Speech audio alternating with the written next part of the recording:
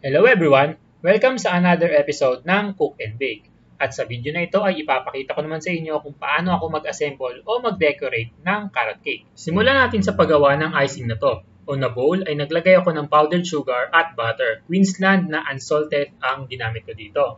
Okay, so hinalo ko lang siya hanggang sa mag-combine at mag-fluffy ng bahagya at isinunod ko na yung cream cheese dahil cream cheese frosting ang icing ng ating carrot cake. And for the exact measurement ng ating mga sangkap ay ilalagay ko na lang po sa description box below. Kaya i-check nyo yan.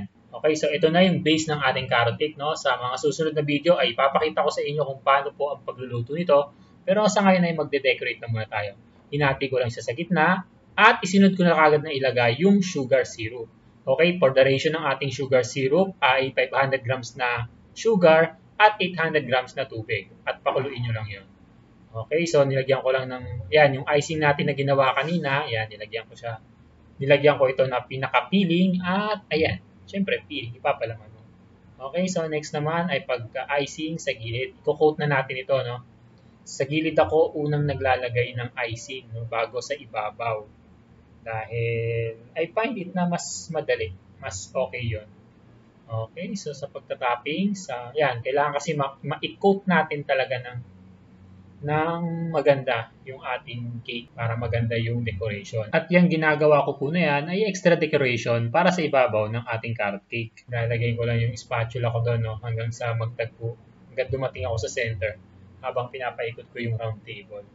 At yan, dahil maglalagay ako ng piping dyan, no, na icing na nakapipe para pantay-pantay yung pagkakalagay. Gamit ko yung French tip na pang-icing. Yan.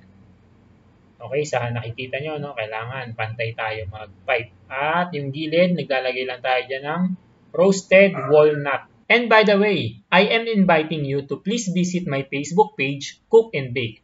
Nagpo-post po ako doon ng mga products, especially cake products, na pwede kayong mag-order. At kahit po yung mga customized para sa mga occasions, birthday, etc., ay pwede rin po kayong mag-inquire doon. Just PM or DM me. Okay, so balik tayo sa pagka-carrot cake. Final touch, yung carrot decoration na gawa to sa egg and sugar eh. Yung decoration na nilalagay ko na yan. Bale, instant ko na po yan, no? Binibili na lang siya.